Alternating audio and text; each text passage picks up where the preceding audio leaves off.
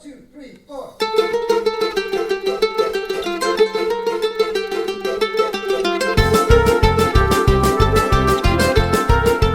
Hi everyone, this is Jewish Talk coming to you from NASA Community College on 90.3 WHPC, also streaming on the iHeart and the iTunes app. This program is later archived on Spreaker.com. So hi there, in case you don't know, my name is Rabbi Perl. Good morning, good afternoon, and good evening. Of course, it all depends on when you are tuning in, but whatever time you tune in, you are welcome. So thank you. Hope all is going well for you and your family, and to continue that way with peace and with blessings. Today, I'm going to attempt to discuss a very controversial subject, and that is the pitfalls of differences, and to discuss paths of unity. So the question we're discussing today is, why is there so much conflict in the world? Why is there so much animosity towards the others? So let me consider first the following facts. Fact number 1, people are different. In the words of the Talmud, no two minds are the same, just as no two faces are the same. If God wanted us to be the same, He would have created a single human being. Guess what? There are 7.8 billion of us because the divine plan requires 7.8 billion different individuals. Let's look at fact number 2. Differences have a tendency to lead to conflict. Look at the world today. 90% of all the conflicts are between groups of people who have a marked difference between them. Race, religion, culture, nationality, level of education, economic class. The differences create an us/them mentality. One group doesn't get the other and is therefore quick to blame all of its problems on the other.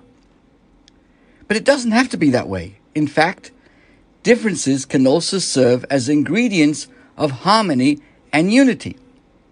Just think about the multiple flavors in a gourmet dish. Think multiple colors in a painting.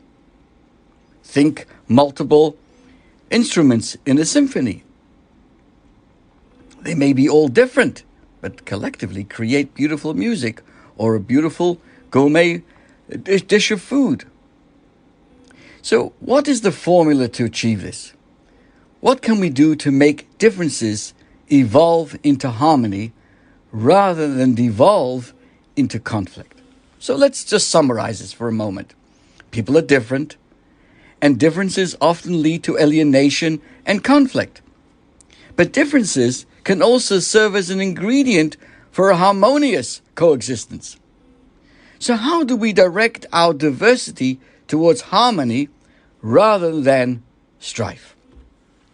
So I'm going to suggest there are 2 approaches to this challenge.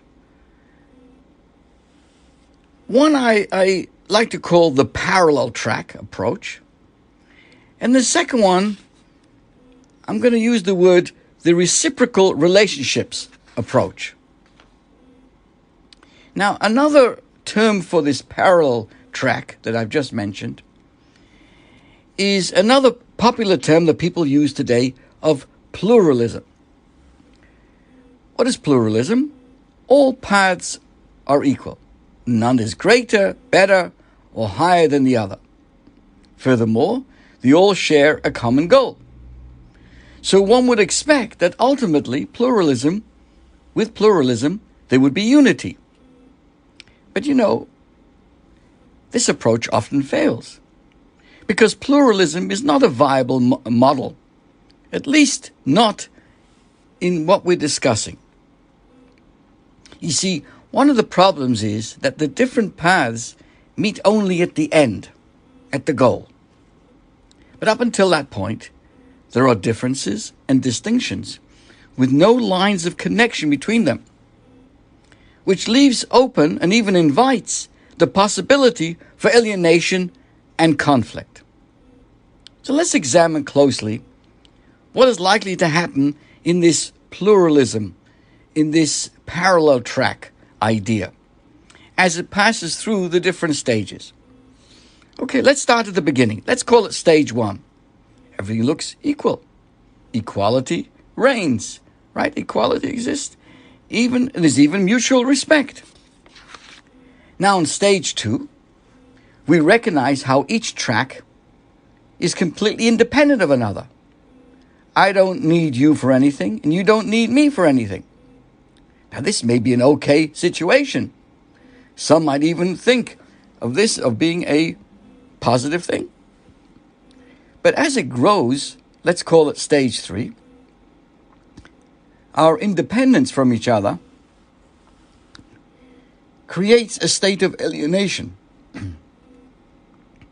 We live in our own bubble of a closed world, which is disconnected from the other bubbles.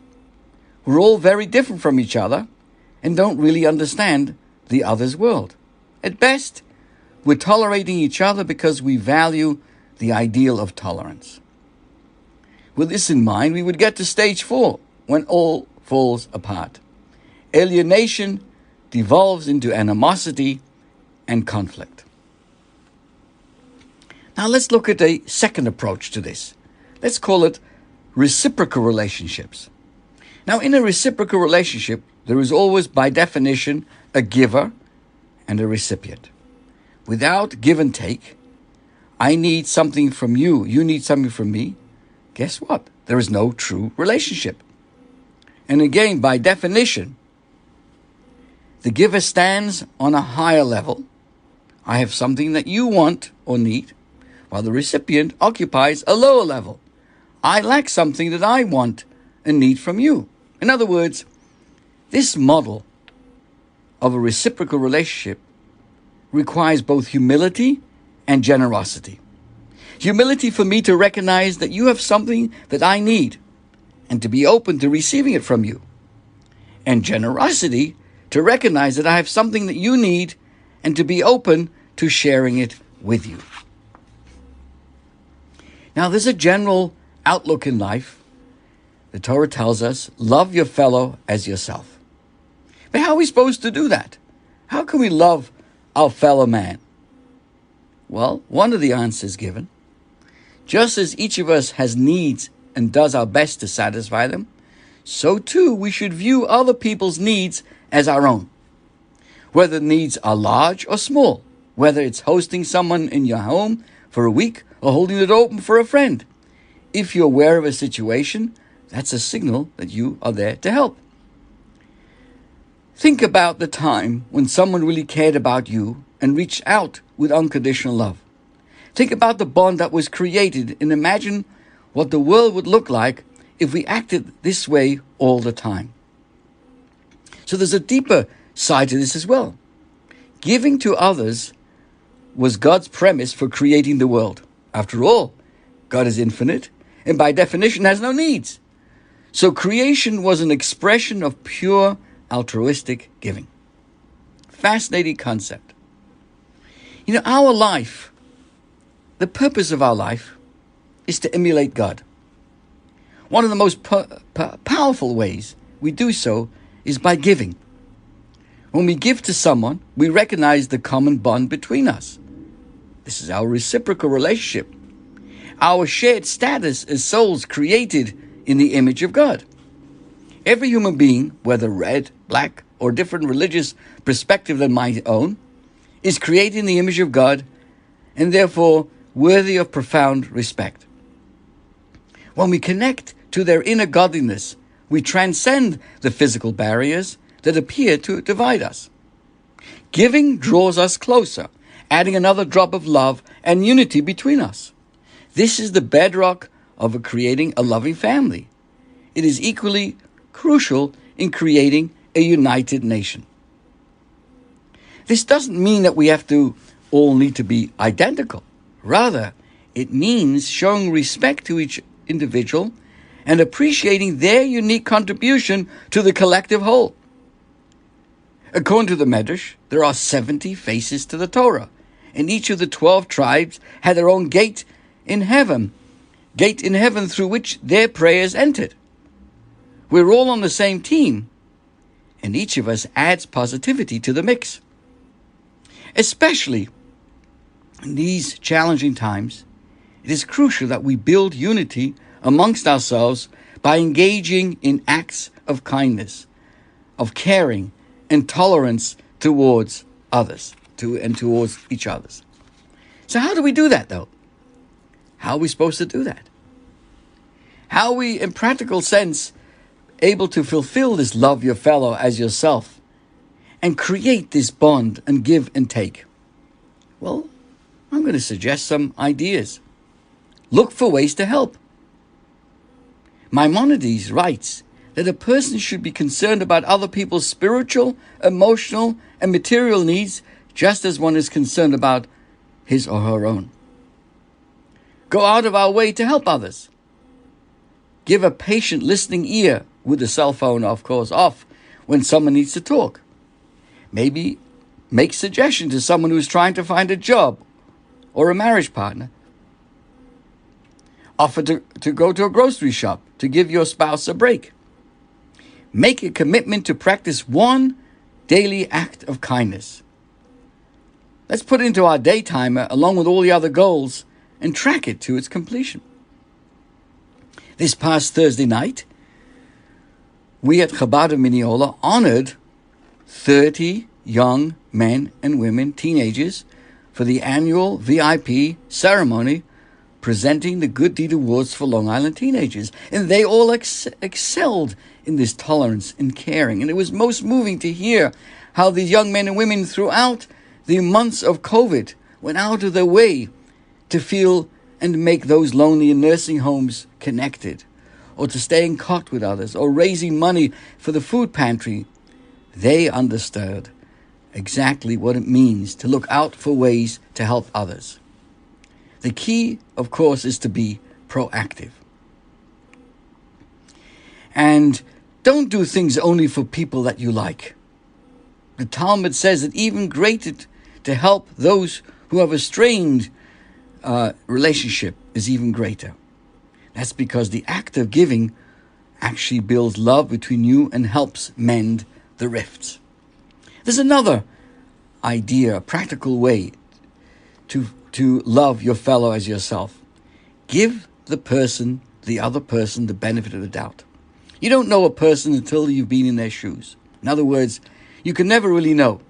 Everyone has their challenges. Everyone is moving at their own pace. This is the meaning of the Talmudical imperative: be patient in judgment. Right? Do you keep a different standard of observance than the other next guy? Don't judge. The Talmud tells us nobody knows whose blood is redder. No one can judge the worth of another person because no one knows where the other is situated in the ladder of life, where he began and how many rungs he has climbed. Some people may be born smarter, some with more talent in one area or another, but that doesn't make one individual any better. Perhaps a thief, given his life circumstances, is making greater, more difficult life choices than the finest of rabbis. So let's try focusing on seeing others with a good eye. Assume that they are doing the best with what they've gotten. Another important idea is find and focus on the positive. We all have bad days when we're tense or disappointed. Although I may feel like letting out a burst of criticism, I try to flip it upside down, or right side up in this case, to take that moment of potential negative interaction and use it to say something complimentary, endearing, something that will build the other person and build our relationship. It's just a matter of flicking the switch, a decision to unify rather than to divide. When someone helps you out, express gratitude and don't assume that the other person knows that they are appreciated. Everybody, even the most annoying person, has something positive. Give a genuine compliment and encourage their good traits. Everybody needs to hear praise, especially someone with low self-esteem. A kind word at the right time can inspire, lift, and even change your life. Make a genuine eye contact that communicates that you are important. The Talmudical sage, Shammai, exhorts us, teaches us, always greet every person cheerfully. No, not the fake kind of checkout counter, rather genuine eye contact that communicates, that says you are important, and punctuate that with a smile. Of course, you've got to take off your mask to see it. Another aspect to this is how we react to other people's success. If we're all in this together, that I should be, and I am, thrilled for your success. A corollary to this is not to speak negatively about others. Gossip is the verbal atomic bomb of relationships. It destroys marriages, businesses, friendships. Just because it's true doesn't mean you need to say it. Big people speak about ideas. Average people speak about things. Small people speak about people. Let us all be big. There's one other thing. Respecting of elders. That's another important aspect to our relationship, our reciprocal relationships. There was once a time when society accorded honor to the elderly. Today, when one's worth seems to be based on the ability to master the latest technology, the older generation simply cannot compete. Judaism teaches that every old person has a special wisdom that comes with life experience.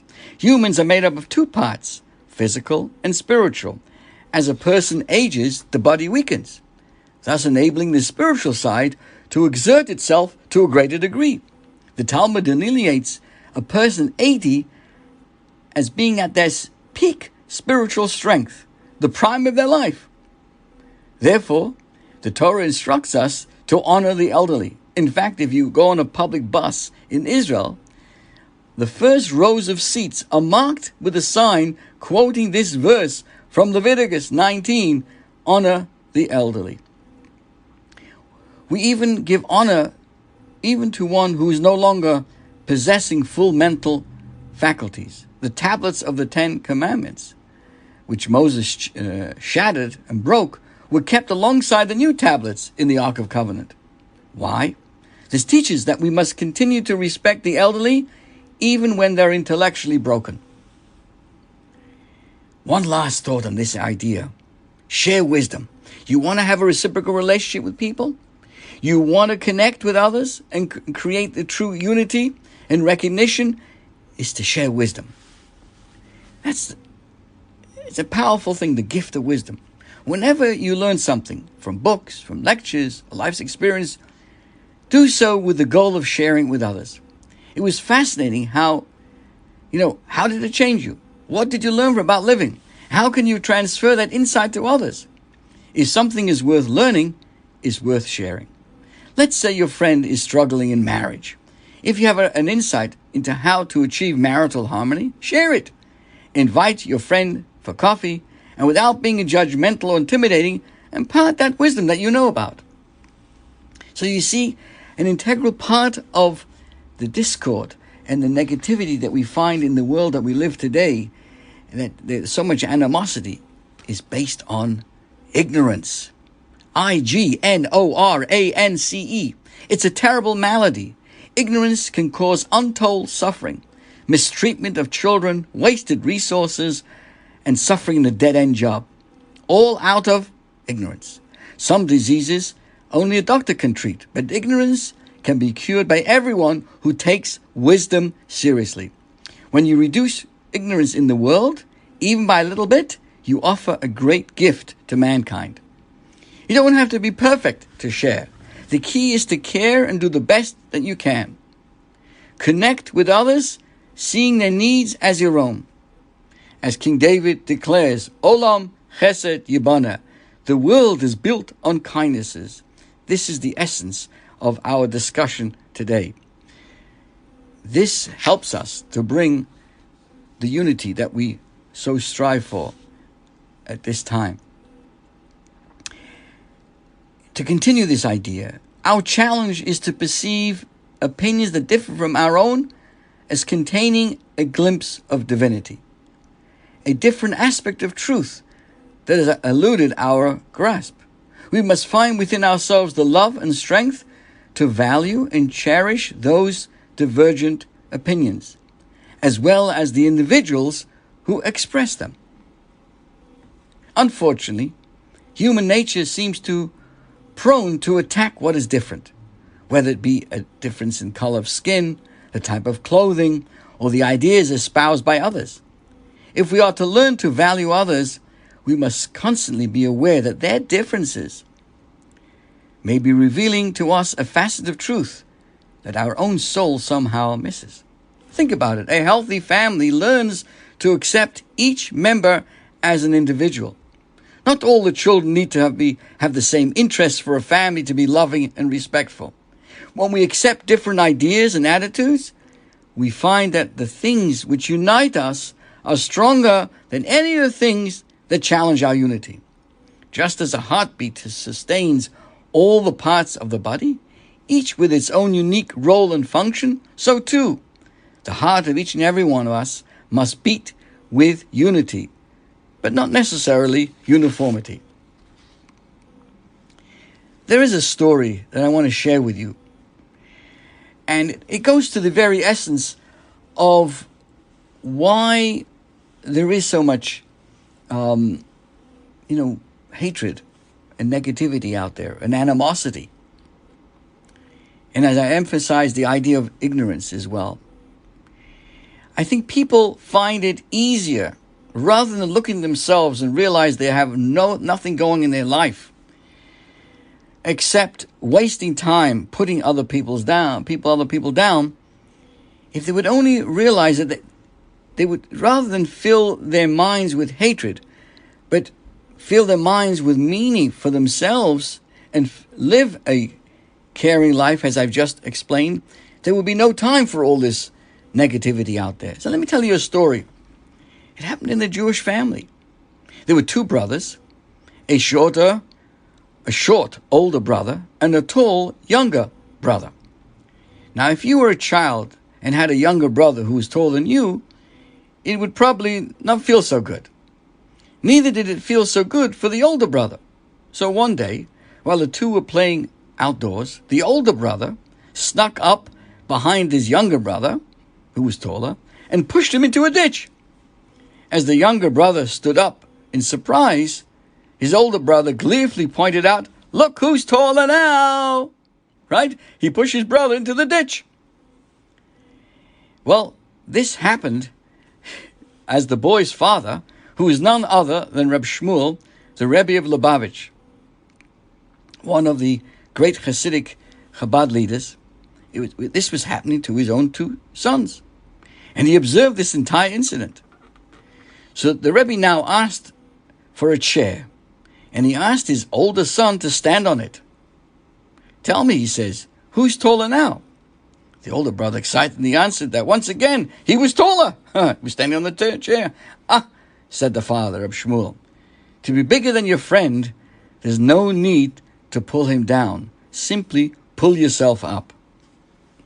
You see, you need to be bigger than those around you who spout their negative and hateful beliefs at us. But the way to do it is not to get down, not to push anybody down, but to get up on a chair. If we learn to elevate ourselves, bring ourselves to a higher, more spiritual place, where those comments will not affect us anymore. Of course, it's done through learning, through studying, acts of goodness and kindness, and following what Torah has to say to us, and to study the inner soul that every human being has. Then there's a whole different perspective of how we go about life. And that is why, as I pointed out beforehand, rather than focusing on these parallel tracks where people, focus on the equality of everybody, the independence of each individual, which ultimately leads to alienation because they're not talking to each other, and ultimately leads to conflict. But when there is a reciprocal relationship, where there's a hierarchy, there's a giver and a taker, and there's an appreciation of interdependence, not independence, but interdependence, that leads to harmony and unity. And the way to overcome that is to find ways to create these bridges between each other. And rather than filling one's mind with hatred and emptiness, most people live with ditches in their own life. So rather than fill themselves up with spiritual ideas and recognition that everyone is created in the image of God, spending time pushing other people down, destroying other people's properties, and whatever it may be, it doesn't help anything, because the person himself is only feels better by putting someone else down. If a person spends their time thinking about their own life, their mission in life, and how they can make a difference in this world, there's a whole different ballgame. Things become more different. Things become more meaningful, and of course, it elevates. And I conclude with a story, a beautiful story I mentioned in our Good Deed Awards, about an old farmer who had an old horse and an old empty well. And sadly, one day this old horse fell into this old empty well. It was very, very deep, and you could hear the donkey braying, down there in pain, had fallen down there. But the old man didn't have enough strength to be able to pull up this old horse from this old well. The word got around to the neighbors, to the farmers, and they all came, come, let's help this old man out. What do you think they did? They decided, you know what? This is an old well that has no water in it, and it's a hazard. It's dangerous. The old horse is moaning. Let's put the horse out of its misery. Let's help our friend out. And they decided they would throw dirt into the well. More dirt and more dirt. Figured they'll fill up the hole, so the hole will be filled. No one else will fall in, and no human being, no animal, and the old donkey or horse will be laid to rest, and of course the old farmer will be protected now. So they kept on throwing more dirt in there, more dirt in there, more dirt in there, and somehow the donkey, its voice sounded louder and louder. And before you knew it, as they threw more dirt onto this donkey, the donkey itself just raised, kept coming higher and higher, and eventually rolled out and walked out of the old well. Why? What was behind it? Rather than allowing the dirt being thrown at it to bury it, it shook it, so the earth went away from its body onto the ground, and the more dirt came down, it just piled up, and piled up, and with the pile up, the actual donkey was able to rise up, and come out of the well. And so to the lesson to all of us as well. We're living in a society today filled with so much garbage that's hitting the fan. I won't use the right word, but you know what I'm talking about. So there's one way. Either you allow yourself to be buried by what's being thrown at you, or deeper than that, you challenge it, you shock yourself, you shake it to the right and to the left, and it becomes, and you transform it into an opportunity to rise above and continue your mission in life. This is your host, wishing you a wonderful good week. Thank you again.